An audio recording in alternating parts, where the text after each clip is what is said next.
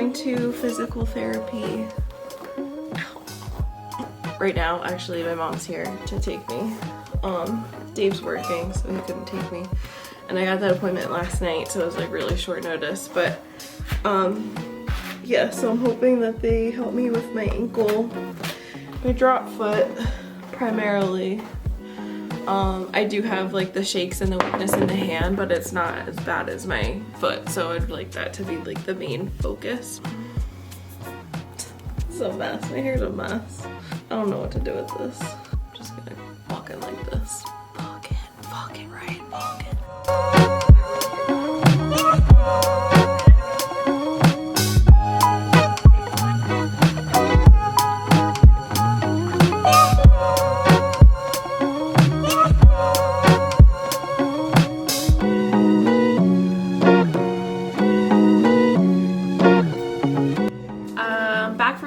Physical therapy, it went really well. I am heckin' weak, man. Holy crap. Today was pretty much just like all tests and baseline tests and stuff. So we focused on my right side, which is the weak side for me right now. And I am very weak. My balance is terrible. It's really hard to pretty much lift my ankle up to do anything. And my hand weakness was alarming. So they did a test. It's like a metal thing that you can squeeze, and it's got like a pressure gauge on it, which I'm assuming is pounds of pressure. And my left hand, which is my strong side, clocked in at 90 pounds, I guess, pounds of pressure. And then my right side, which is my weak side, it clocked in at 16 pounds of pressure. So yikes. Yikes. Plan is to continue to do PT for 4 to 8 weeks, twice a week with homework. So we'll see how it goes. It went really well this morning. I'm glad I'm doing PT. And I'm excited to get stronger.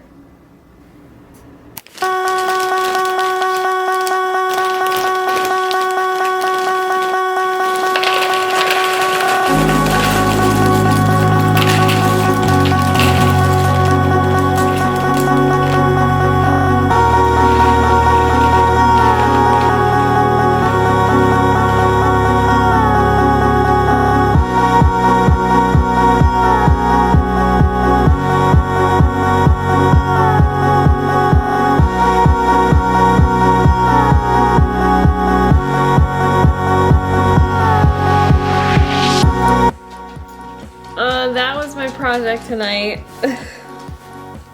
Dave and I talked last night, and it was a pretty emotional talk, and it's just been about like everything that I've been going through. And he, as the amazing boyfriend that he is, he wants me to see me happy, and he wants to see me like with light in my eyes again. And we kind of talked about a few ways of processing this, everything that's been going on, and something that I haven't done in a while is paint. And in college, that's what I used to process my disease, is paint. I had slightly of a different space and time and everything when I was in college. Like, I loved like just having my own little corner in the old science building at Bloomsburg, and it was just a hot mess there. There's paint all over the walls and everything like that. So when you were an art student there, you kind of claimed like a little corner or a little spot on the wall or like a little nook in the old science building, especially in the painting room. And you just claimed it as your own, especially when you were like a junior or a senior. I had my own little wall space when I was there, and I used to staple gun large canvases up on the walls and gesso them and paint these large processes of, you know, of how I was feeling. So I decided to take over a corner and make it my painting studio space. So put up plastic on the ceiling and on the floor, and I hung a canvas. It's definitely not as large as I used to do. I used to do like 6-foot paintings, but this is going to be one of the first ways that I kind of feel myself out again and start to creatively process what's happening to me. I want to start crying. I only made 1 week. I made 1 week, folks. Last week was the week that I didn't cry in the vlog, and now we're back. I don't know what I'm gonna paint. I have no idea. Part of me wants to go real dark with it and just like start painting like colors and processing like emotions through color and just like make it abstract, and then part of me wants to paint something that's a little bit more uplifting, and it's something that I saw in a vision last year. So when I was going to new moon and full moon rituals at the Prana House Spiritual Center in Westchester last year, which is amazing, and I'm so sad that the Spiritual Center closed, but the Prana House is still well and alive in the town of Westchester. She had us do meditations, and I was part of the ritual, and during one of these meditations and like guided meditations, I had a few visions. I had 3 particularly, and I think I want to bring them to life through canvas. I met my higher self 3 times last year. And it was during a really dark period. I was in the dead set middle of a divorce and going through finding out that the man you married is not who was standing in front of you anymore. And heartbreak, and just finding myself again at the beginning of last year, and at like around December, January last year, like 2019, 2020, and I needed to see my higher self so badly. And if you've never had this experience, I hope, if nothing else, that you go and you do a guided meditation somewhere or in your own home and you listen to one, and you really do connect with your deeper self, your higher self, your third eye, anything you want to call it, because it's a really magical experience. And at that moment, I was reaffirmed that everything I needed was inside of me. And that's easy to forget sometimes, and that's easy to forget when you're going through hell and when you're hitting rock bottom. And so those 3 visions were really important for me to know and to learn and to see. It was magic. Jackie from the Prana House and the team and everybody who was there, I'm so glad that I got to be a part of it, because there's nothing like that. There was nothing like that room I've ever experienced in my whole life. So, I'm crying. I don't know what I'm gonna paint. I just know that Dave is right again. He's right a lot, and he's very wise, that man. One thing that I have definitely lacked recently is creativity. And it's kind of like when you know your body needs nutrition, even though you might not want to eat an apple, you should probably eat an apple. That's kind of the same way. So everyone's like, well, you're a graphic designer. What are you talking about? You're creative every day. And I am, but there's like a different type of creativity that comes out that feeds your soul when you're just creating something just straight up for yourself and just for the act of creating something. And that's one of the reasons why I became an artist, was because it's so healing.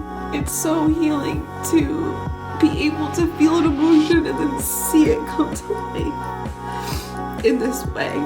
So I'm gonna start painting tonight. I have no idea how far I'm gonna get or where I'm gonna go with it, but I just wanted to show you my space. Here I am crying again.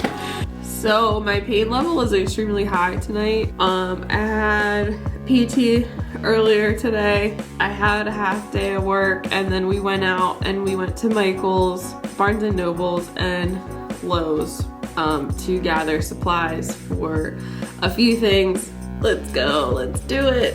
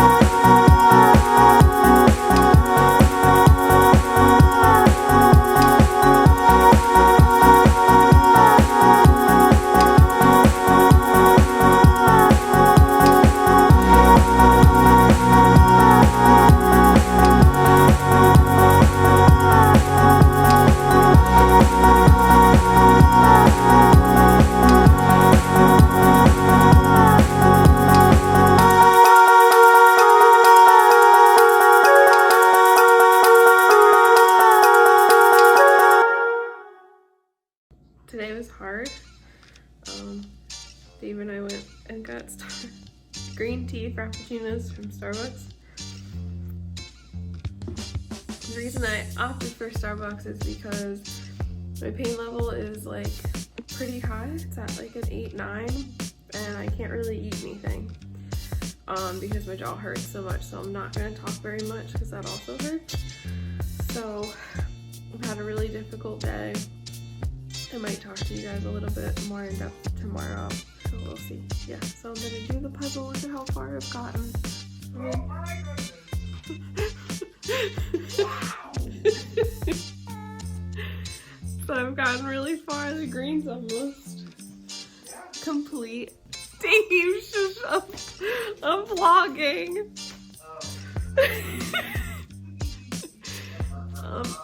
My eyelashes came off because I've been crying a lot this week. And then I also have 2 end tables to build from Amazon for the bedroom. So that's my night tonight, and I'm gonna try and get my pain level down. I had physical therapy earlier. That really helped my leg. So we're just hanging on by a thread. Good night.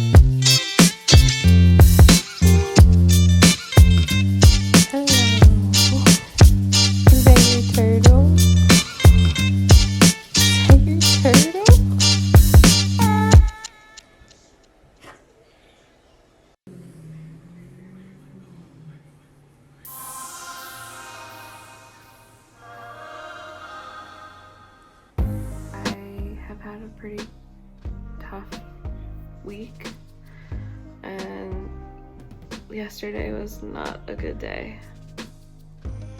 I went to bed in excruciating pain, and I woke up in excruciating pain, and I'm not in a good spot right now. Stress, I think, is one of the number one things that can set trigeminal neuralgia off, along with like cold air, like a burst of cold air, or talking or smiling or brushing your teeth, or anything dealing with the muscles in the face, pretty much. And yeah, I'm not doing so hot. Yesterday was a really tough day. I decided to make the decision to start the process for a planned extended leave from work soon. We have to calculate how many days and things like that, and paid or unpaid leave, but I've made the decision to just take a break. I'm not getting any better. I'm in excruciating pain, and I have been for 6 months now, and I'm really tired. That was a really hard decision, and it was an emotional decision. I don't take missing work lightly. I don't want to disappoint anybody. I don't want to not be able to be there for my team. But it's been pretty clear to me that my conditions are starting to affect how I work and what I do at work, and how well I can work. And when you start realizing that it's sad, you go through a mourning period. It's really sad to realize that yet again these diseases are again taking part of my life away, part of my life that I like. And then I had some other emotional things happen last night that I'm probably not going to talk about on here. But I think what I will say is I'm sure it's very hard to be in the life of a loved one who's going through something similar to me, or even not similar. It could be a mental health issue, it could be something completely different, but something that maybe you don't understand and you're unsure of how to be there and support that person. And I think one of the number one things you can do is ask them, what can I do to help you? Really, tell me anything. Tell me what not to do. What do you need for support? And probably the second thing that I would suggest doing is read and research and understand the disease, how it works, the medications, how they work, read how other people have handled the disease, read how family members and friends can get support for being someone of a direct support with someone with a disease. Yeah, just really educate yourselves, and if you do those two things, that means, I think, the most to us.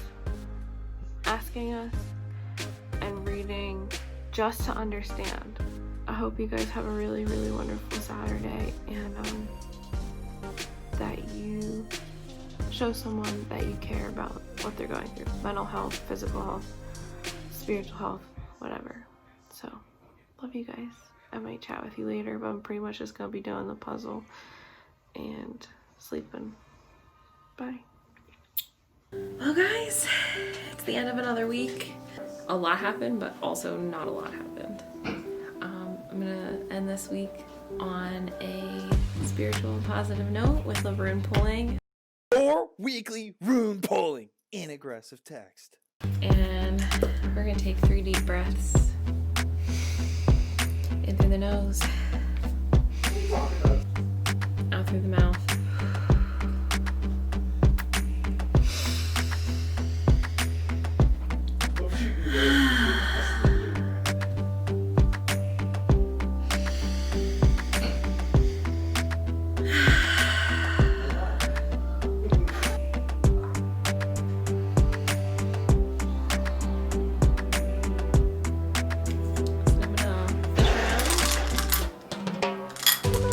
Wait till I feel heat coming from one of the stones.